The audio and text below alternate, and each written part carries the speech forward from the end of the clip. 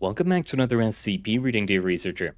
Today we'll be reading SCP-196, Time Paradox. Now without further ado, let's begin.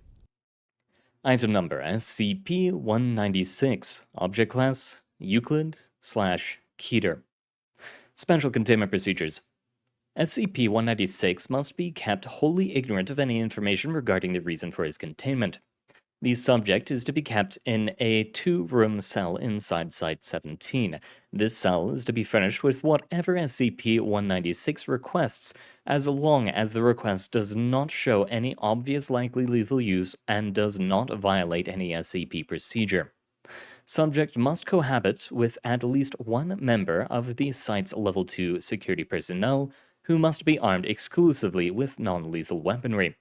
Subject is allowed to freely wander the installation if accompanied by at least one member of Site-17 security personnel. Note that all staff below Level 3 have been told he is a safe class object. SCP-196 has agreed to wear a satellite tracking anklet. Subject was told that removal of this anklet would result in his death, but this is not actually the case. SCP-196 displays no extraordinary physical ability, thus probability of escape is negligible. Description: SCP-196 appears to be a middle-aged male, under 2 meters tall, of African American descent. He claims to be 47 years old. Subject has black hair and brown eyes. There are no abnormal physical characteristics. Subject displays all basic needs of a normal human being. Subject tested with an IQ of 109, well within normal parameters. Subject's psychological examination indicated that he suffers from institutionalization and Stockholm syndrome in relation to the Foundation's security staff. SCP-196 demonstrates no Euclid type or other abnormal abilities. Note: I've run a full battery of tests, and the exams say that the guy is normal. Dr. Redacted. Addendum 196-01. Those with Level 4 security clearance should see document number 196-01 for information regarding SCP-196's origin and subsequent Keter classification. Level 4 clearance required. Security clearance adequate. Access authorized.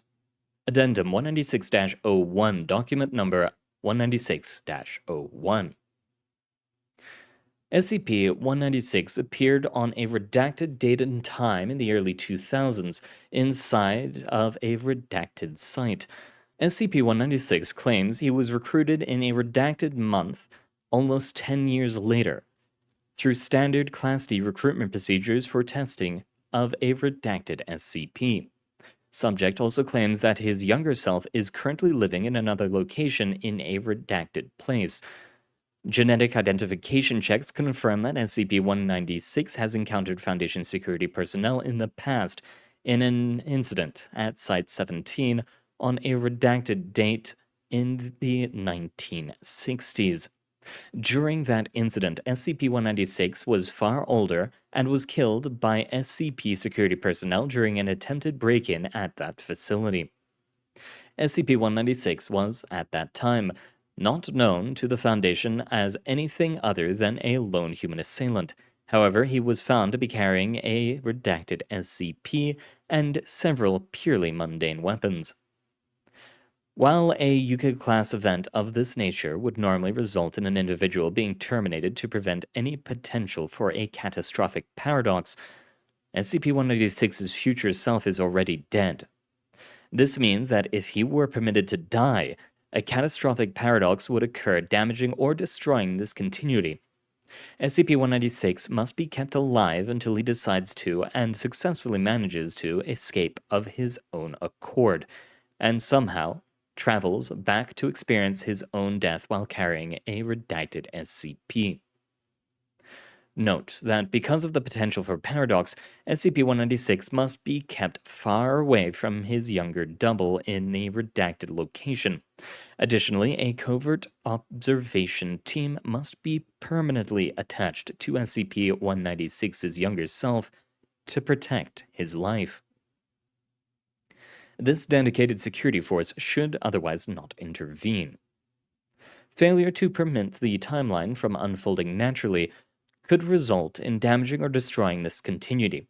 For these reasons, SCP-196, despite being otherwise mundane, must be carefully monitored and has been classified as a Euclid/Keter class object.